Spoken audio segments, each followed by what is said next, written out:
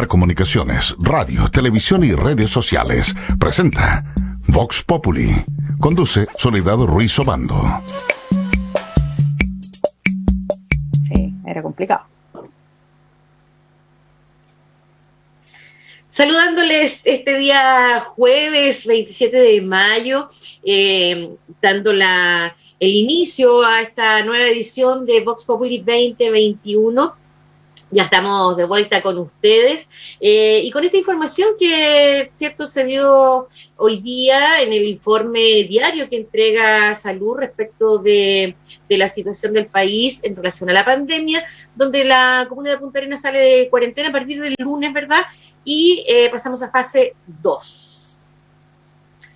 Así es que, bueno, de todas maneras, indudablemente que la situación sigue siendo de cuidado y por lo tanto es importante mantener todos los protocolos con los que ya se ha insistido. Y para conversar de este tema justamente en relación al tracking que hace Ipsos, y que este es el número 12, ¿no? ¿Verdad? Del mes de mayo, vamos a conversar con Alejandra Ojeda, quien gentilmente nuevamente nos acompaña en Vox Populi 2021. Ella es la gerente de Asuntos Públicos de Ipsos. Así es que bienvenida, Alejandra, nuevamente con nosotros. Hola, gracias. ¿qué tal? ¿Cómo estás? Muchas gracias por invitarnos nuevamente. Es que siempre nos tienes información muy interesante respecto, ¿cierto?, de los resultados que va saliendo de todo este trabajo que ustedes desarrollan. Y en este caso, justamente tiene que ver con el tema de la pandemia, un poco la percepción de riesgo, ¿cierto?, que está teniendo la gente, respecto también de quienes ya están vacunados, de quienes no se han vacunado, y cómo se está viendo la situación respecto también de aquellas personas que están pensando también que pudiera ser necesaria eventualmente una tercera dosis. Es un poco de eso, ¿cierto?, lo que se trata de este levantamiento de información en esta oportunidad. Efectivamente, estos datos los levantamos los primeros días de mayo, son días antes de las elecciones.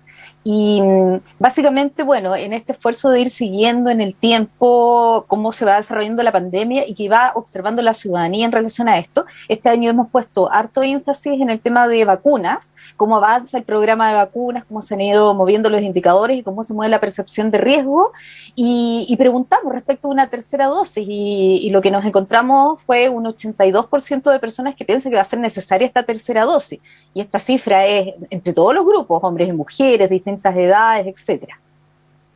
Es una cifra bastante alta, en definitiva. Ahora, en relación a las personas que ya se han vacunado, que ya tienen la segunda dosis, y en relación a si se sienten más seguras o no respecto del contagio y de poder, digamos, estar en una situación de gravedad con respecto al COVID.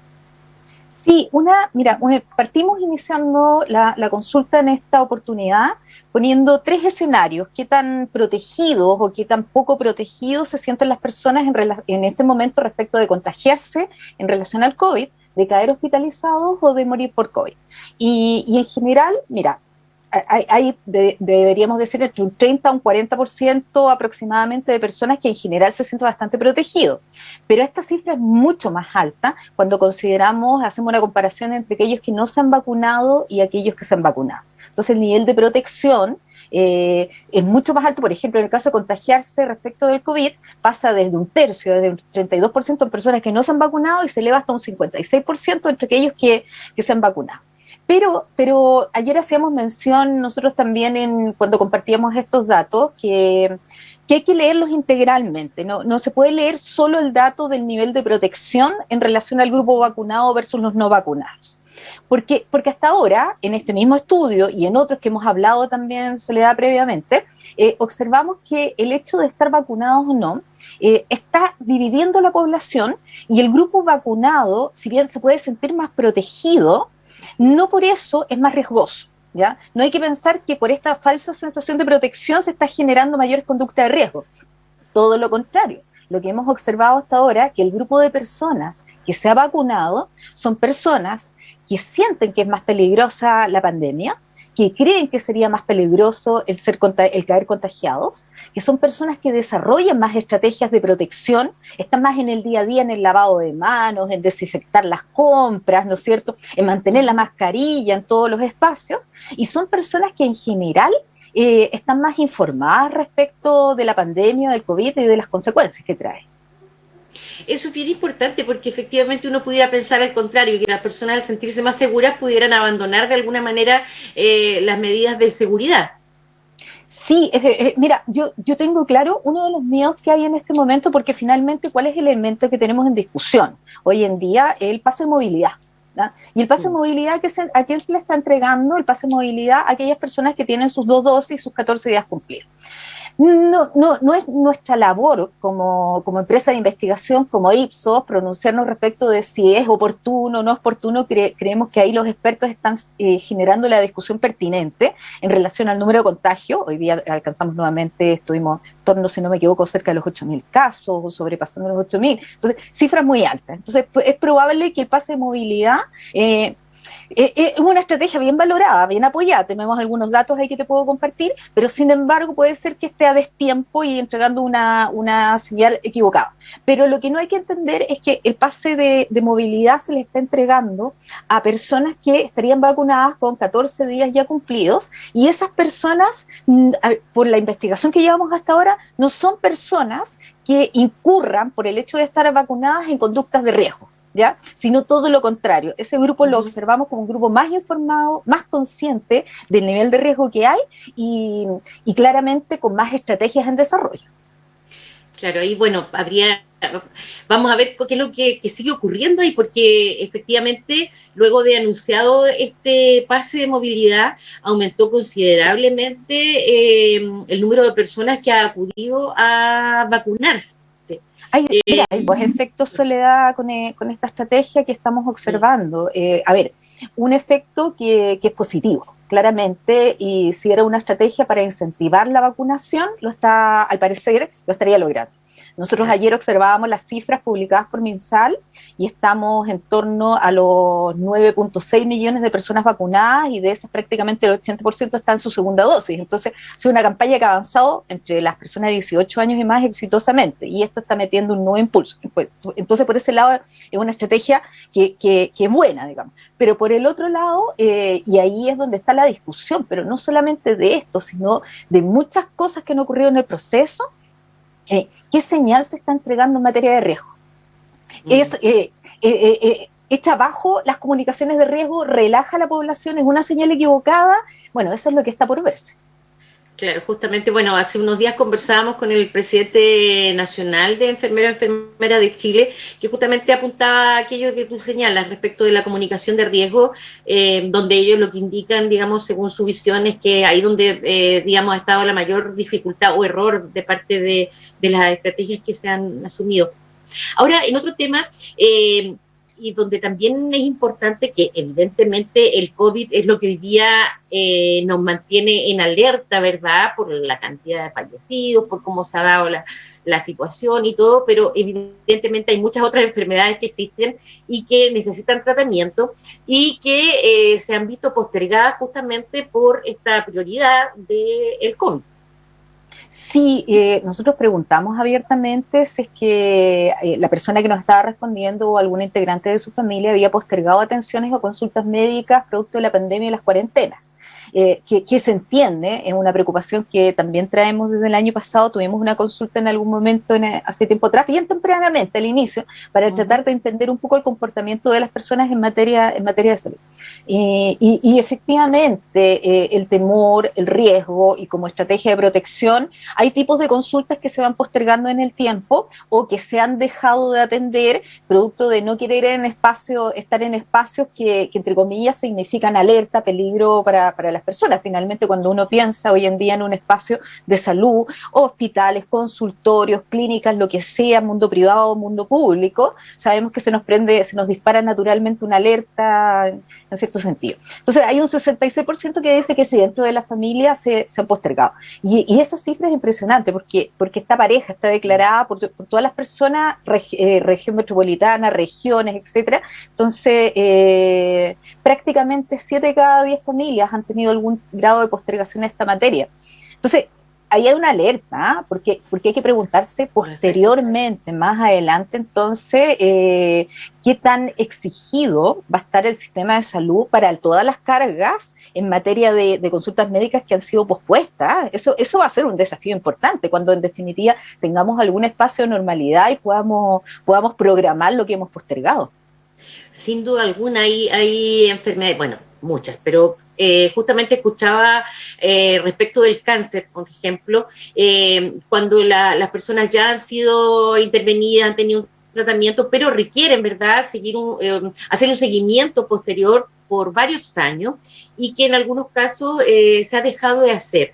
Y eso efectivamente pudiera en algún momento generar justamente lo que tú dices, consecuencias que no sabemos aún cómo se va a dar, y por otro lado el nivel de exigencia que va a seguir teniendo el área de salud, sumamente Sí, claro. Complejo. Sí, de hecho ya hay instituciones, ya hay organizaciones que están haciendo llamados en sus distintos campos de especialización a retomar los controles, por ejemplo, las mamografías, ¿no es cierto? Todo lo que es relacionado con la salud reproductiva y la salud en general femenina. Entonces, cuya recomendación es hacerse exámenes al menos una vez por año, y que ya estamos en este contexto de pandemia superando el año, y claramente son ámbitos como no se consideran prioritarios, urgentes, la evidencia no está ahí encima de uno, entonces han sido de los más postergados. Vamos a ver qué pasa. Ahora, es que no es menor, mira, hay tipos de atenciones que no se pueden postergar. Pongo el caso, por ejemplo, las diálisis, que se tienen que mantener, claro, pero que realizan una cantidad de protocolos en el caso que algún paciente, por ejemplo, haya sido detectado con contagio, horarios distintos. Ha habido de casos de diálisis que se realizan 1 de la mañana, 2 de la mañana, porque hay que llevarlos en un horario totalmente distinto a aquellas personas que se realizan el tratamiento con normalidad para aislarlo del contagio. Entonces es complejo, porque hay que pensar más encima que dentro de salud sí que tenemos recursos limitados, entonces va a haber una exigencia importante para el sistema, que va a haber que ir pensando, planeando, porque hoy en día todo nuestro foco es COVID. Las camas UCI las pensamos en términos de COVID, pero hay mucha intervención y hospitalización que se está postergando por esto. Sin duda, y claro, y las consecuencias que pudiera tener justamente al detectar una enfermedad cuando ya está más avanzada, por ejemplo, que haberla detectado antes, indudablemente que va a tener mayor nivel de riesgo para la persona afectada. Vamos a ver, justamente como tú dices, hay consecuencias que van de distinta índole, que vamos a seguir visualizando en el tiempo. Ahora, tú comentabas también que respecto del tema de la permanencia de acciones de cuidado personal, por ejemplo, de las personas que han sido vacunadas, que se siguen manteniendo, y que incluso hay quienes señalan que hay algunas de ellas que se van a mantener en el tiempo, por mucho tiempo más. Uh-huh. Sí, mira, la consulta que hicimos fue de un tiempo bien limitado, no quisimos instalar a tan largo plazo, digamos. Nosotros en esta oportunidad dijimos, bueno, de aquí a fin de año, y de este conjunto, ¿cuáles cree que son las dos que hay que mantener de todas maneras? La primera y la más importante, y la segunda más importante. Entonces le pusimos un repertorio limitado para que elija, para poder discriminar de alguna manera, para poder pesarlas. Y bueno, lo primero, lo que está claro parece es que la mascarilla llegó para quedarse. ¿Ya? O sea, existe un consenso amplio en las personas que la mascarilla tiene que permanecer. De aquí a fin de año está clarísimo que se va a tener que seguir usando, pero además es altamente probable que la mascarilla la mantengamos en el tiempo. Porque nos hemos acostumbrado, la estamos incorporando ya dentro de nuestro repertorio de estrategias, y pareciera ser un elemento que podemos seguir implementando independientemente de la baja de los números. Entonces hay que pensar en el último año, cuántas veces hemos escuchado de gente que dijo no me resfrié, más allá del COVID, no me resfrié, y que se dice a raíz del uso de la mascarilla. Entonces van a haber muchos espacios probablemente donde nos vamos a relajar con el uso de la mascarilla, pero otros donde lo vamos a mantener. Por ejemplo, transporte público. Lo más probable es que va a pasar mucho tiempo antes que nos atrevamos a subir al transporte público sin mascarilla, independientemente de la tasa de contagio.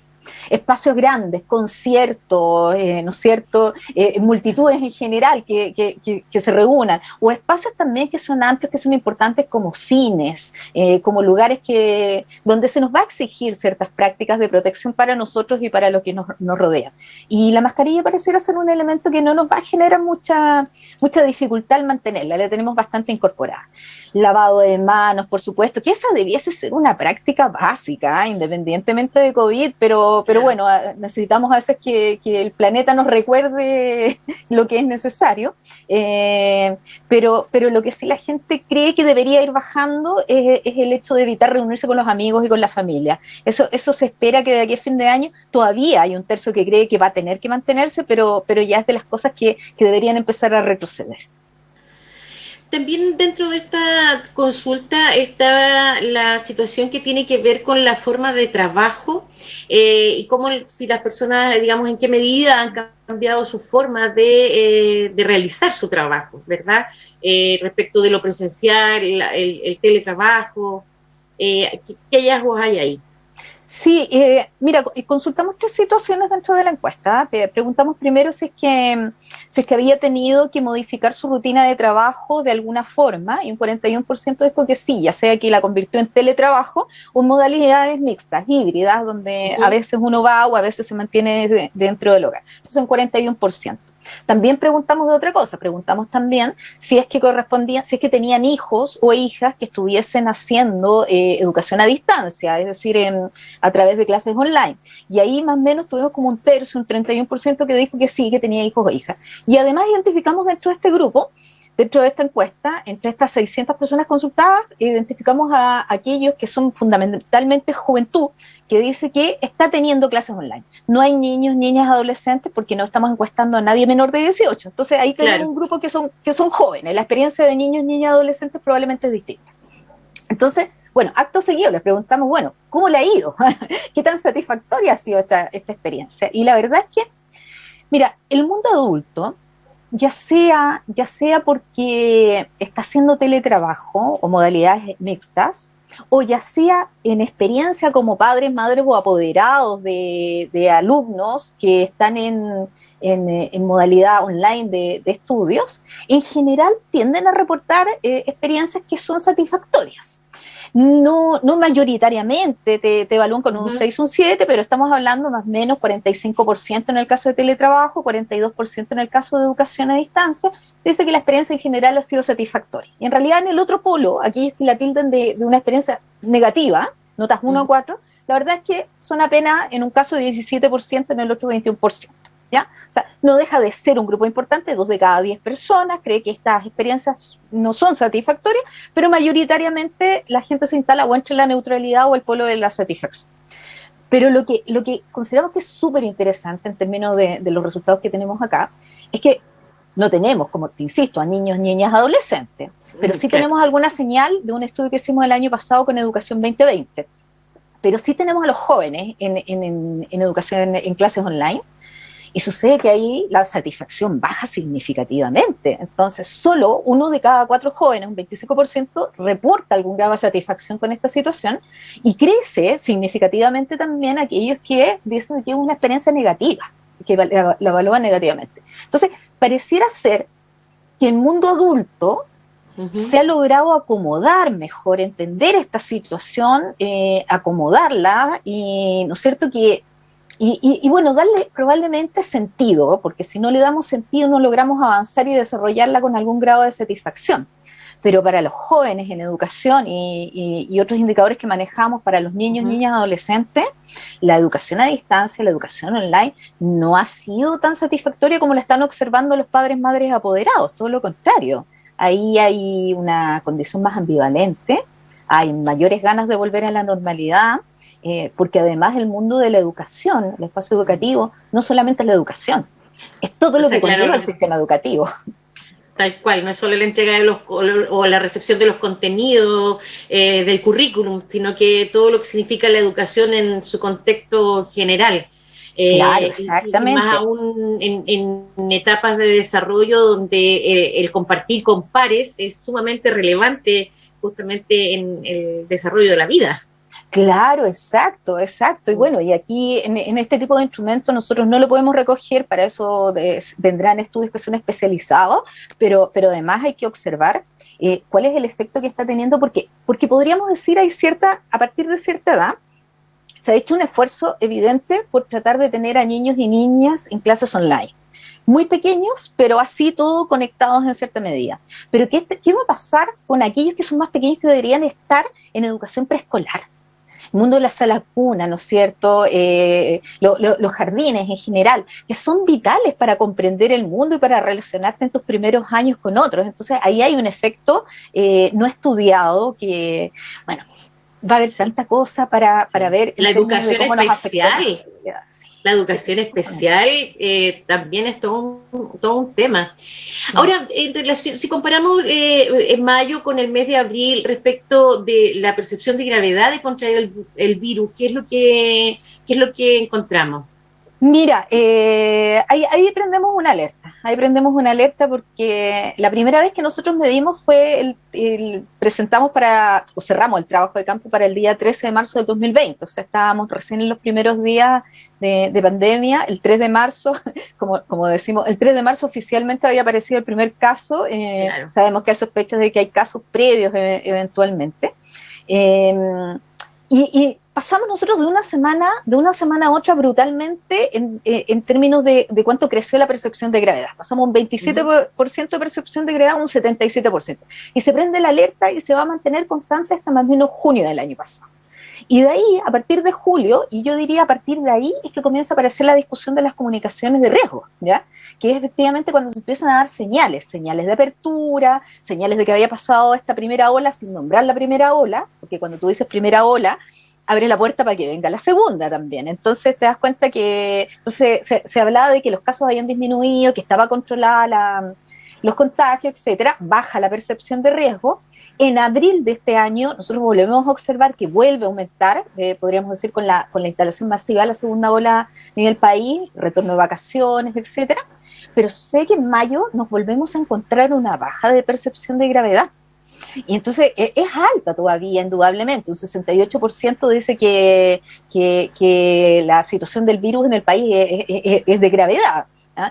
Pero sin embargo, comparativamente con el mes de abril, baja de un 84 a un 68%. Y ahí tenemos las señales. Esos son los elementos para poner para abrir una discusión en términos del pase de movilidad. Si es el momento o no es el momento. Porque es un instrumento muy deseado por la población. Nosotros lo tenemos registrado. Alguna, claro. Lo medimos en abril y los datos que tenemos nosotros, en realidad, como un instrumento de ponerle atajo al ingreso de personas desde el extranjero, 87% de acuerdo. Si era efectivo para hacer viajes más seguros, para ir a eventos masivos, 77% de acuerdo. En general, se le miraba con muy buenos ojos y muy masivamente, ¿ya? Si la pregunta es si efectivamente es el momento, no es el momento para implementarlo, y cuál es la señal que se le entrega a la ciudadanía, porque lo que estamos observando es que la percepción de gravedad está cayendo, pero los números de contagio en Chile no están bajando. Exactamente. No. Alejandra, por último, sabemos que tienes un compromiso ahora inmediatamente, así que lo último que quiero preguntarte en relación a cómo está evaluando la gestión de la crisis sanitaria que ha tenido el gobierno, cómo la está evaluando la ciudadanía. Sí, a ver, desde el inicio, desde la primera medición en marzo de 2020, la verdad es que la evaluación ha sido bastante constante y es bastante negativa. Pero la verdad es que aquí hay que ser honestos en términos de cómo leer este indicador y no podemos desvincularlo respecto del proceso que está viviendo Chile, de las crisis de legitimidad y de confianza que hay respecto de las instituciones, especialmente las instituciones públicas, respecto del gobierno. Por supuesto, está muy emparejado respecto de la evaluación que se tiene del gobierno en términos general y de la figura del presidente y su desempeño.